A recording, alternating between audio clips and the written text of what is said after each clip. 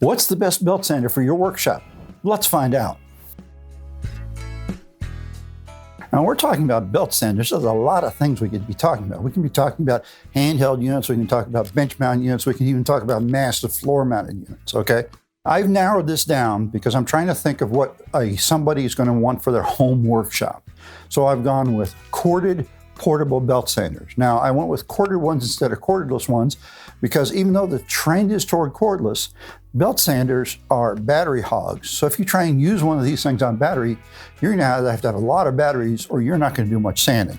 I stuck with portable ones because the larger units tend to be more expensive and take up more room, and that's a concern for a lot of home woodworkers. You know, if you're trying to fit your workshop into your garage and still have to park the cars in there, you don't have a lot of room for floor-mounted or even bench-mounted tools. The other thing I've done is I've ordered the big names. What do I mean by that? You know, the big three: Team Yellow, Team Red, Team Blue. I've avoided them because a lot of us don't start out there. We start out with something less expensive. So what I've done is pick the top 3 units I could find on Amazon that weren't part of one of those, okay? And we're going to look at them head to head, see what the difference is, and actually there's quite a bit of difference, so you can make a decision, what do you need for your shop? So I've got 3 different units here I've selected, all of which you can buy on Amazon for less than $100. The smallest of the 3 is a Skil. This is a 6-amp sander with a 3-inch by 18-inch belt, okay? Now we step up to a Craftsman, which has got a 7-amp motor, so theoretically it has more power because it's drawing more current. It's also a 3-inch wide belt, but this is a 3x21, so it's a little longer belt. And then the biggest of the 3 is a Wen, and this is a 10-amp motor. It's a 4-inch wide by 24-inch belt. So this is the most powerful unit of the 3, and I would think would take off material faster than either of the others. 2 of these came with 80 grit belts on it, and the other one came with a 60 grit belt on it. But that really doesn't matter because you can change belts easily. I've already changed this one over to an 80 grit belt so that they're all the same, okay? All of them have onboard dust collection. 2 of the 3 can be hooked up to, say, a shop vac. The Craftsman doesn't lend itself to that.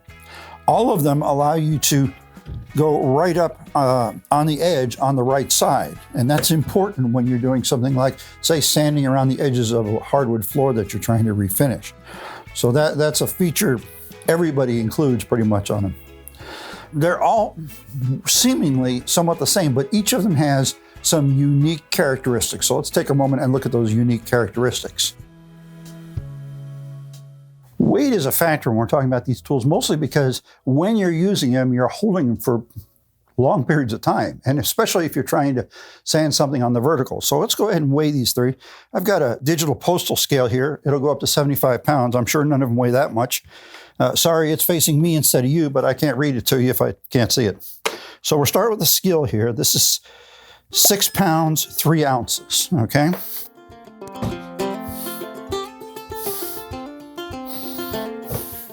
Well, hold on, I gotta zero it. Okay, so now the Craftsman, which comes in at 6 pounds, 9 ounces, okay? So it's a little bit heavier, not even half a pound heavier, but it's a little heavier. And the Wen, the big boy,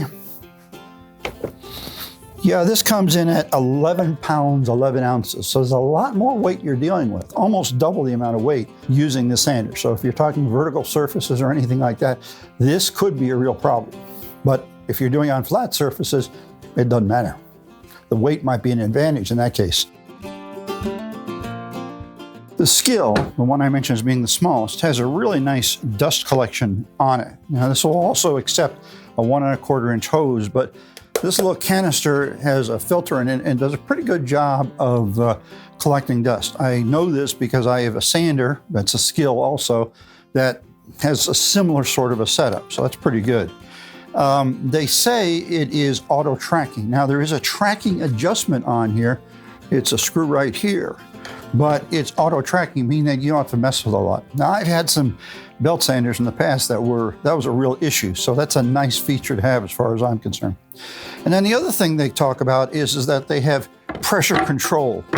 Now really what that means is they have a pressure control monitor. There's a series of 3 lights here on the top, And as you are sanding and the amount of pressure you're put on it, it's going to tell you if you're putting too much pressure on it. So, for example, let me put my hearing protection on here.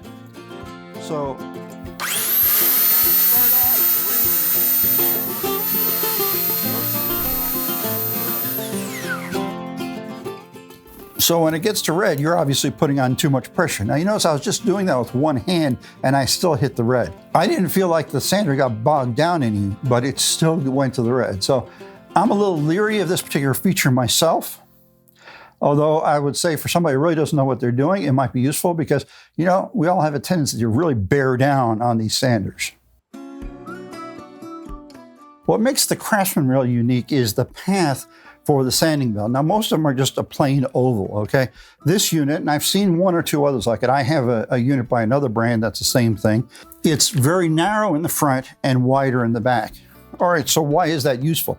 Well, if you've got to get under something, it's really useful. Say, for example, going back to our idea of a hardwood floor we're finishing, if you've got to get under a toe kick, that's very helpful. And they take that a little farther, okay? Their front handle here is 3 positions, so you can have it forward, up, or in between. And when it's in the up position, you can lift the front part of the cover. Now, it leaves this exposed, so you've got to be careful when you're doing that. But you've only got about 5/8, maybe a 3/4 of an inch of height here. So that's great when you've got to get under things and sand in those really tight places. So that's the big thing this sander has got going for it. Now, this one, the dust collection is a bag, and the bag is removable, but it's not set up for hooking it up. It doesn't have a round port here for hooking it up for dust collection. I'm not sure how you are supposed to do that on this unit, except for to say that, as far as I can see, you can't, okay? But the idea of being able to get in these tight places is useful. The other sander I have, the one that I've had for several years, has that same feature, and I have used it a couple times. Is that enough to buy it for? Well, that really depends on you and what you're doing. The Wen is a beast. There's just no other way to put it. It's considerably heavier than the other 2 units. Now, that might make a difference in some usage, okay? If you've got someplace where you're going to be manhandling it around a lot, that is a real consideration. If you're doing floors, if you're doing flat surfaces, no big deal. But if you're trying to do, say, a door frame that the paint's messed up on and you're trying to sand that paint off, yeah, this is going to really wear your arms out. It'll probably do it faster, but it'll wear your arms out. Now, you notice I've got sitting here upside down. That's a unique feature of this, is there's 2 clamps that it comes with, and they'll go in holes on either side, which allow you to clamp it to a workbench, giving you a horizontal belt sander, which can be useful actually for a lot of things, especially small projects where you need to be able to sand them. I use my stationary belt sander in this configuration for sanding coasters when I'm trying to get the surfaces leveled and flat, okay? So it's a useful feature that you can't put either of the other 2 upside down, let alone clamp them upside down. So let's flip it back upside. There we go. This is also a variable speed unit. Now, considering how big it is and how powerful it is, I am assuming that variable speed is important because you might be tearing up too much. Now, that's an issue with belt sanders in general, is that they are aggressive sanders, even with finer sanding grits. And so that if you're trying to use them, say, for finishing off a cutting board, you really got to be careful because you can go through and you can gouge the thing horribly. Having the variable speed allows you another level of control. And the speed range, because it's got that variable speed, is higher. The other ones are fixed at about 1,000 feet per minute. This goes from like 600 up to 1,500, okay? Those aren't exact numbers, but that's the general idea. So there's a little more capability built in to go with the bigger size. It also comes with a few accessories that are nice to get. It comes with a couple spare belts. That never hurts. It, of course, comes with those 2 clamps you just saw me using. A spare drive belt. Those can be hard to come by, so that's a nice thing to have happen. And this little rubber pad here that you can set on your workbench or wherever you're working, it gives you someplace safe to set the sander down so it doesn't tear up a finish. Ultimately, the test of these sanders is how well they sand. So I've devised a little test here. One of the things people do with these is strip off paint, okay? So I've got a piece of plywood here and I've painted 3 sections on it, and I painted them all with the same paint, and I painted them all 2 coats. So hopefully I've got this pretty even. And what I'm gonna do is I'm gonna try and strip the paint using the sanders. Now, I've already mentioned I've got the same 80 grit belts on all of them, okay? So that's even. We have a difference in the power that the sander has. We have a difference in blade width, belt speed, okay? And I'm gonna sand each of them for 1 minute, and on a time here, and we'll see how much it takes off. Now, if it gets it all off before the minute's up, then I will stop the timer, but I don't think that's gonna happen. So let's see what happens here. I'm gonna start off with the skill and work our way up from there.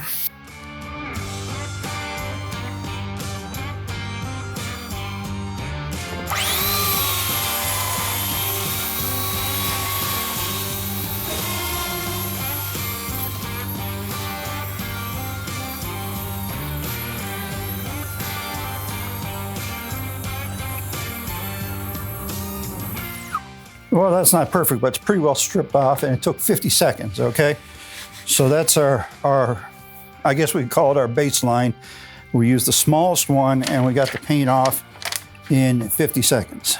Now, I had a little trouble here in that I ran into this clamp here. Made it a little hard to get right along here, and reaching that far edge was a little bit difficult. So we'll probably have about the same on the others. I'm gonna switch to now the Craftsman. We'll do it on the middle track here.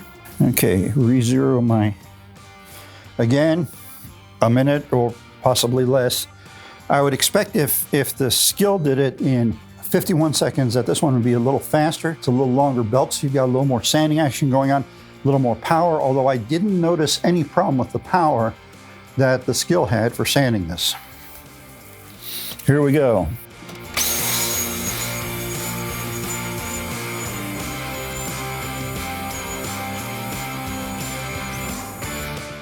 And I'd say we got it to about the same level of sanding at about the same amount of time.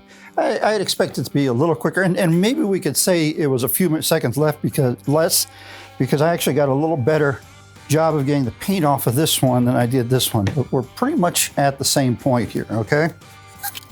And now we go for the Beast. Now this is a wider belt and a longer belt and a more powerful sander that goes faster. Since we're trying to look at total capacity, I'm going to set it to its highest speed, which may be, in some people's minds, an unfair advantage, but I'm trying to get the full capacity of the tool. So, okay, it's at the highest speed. Here we go.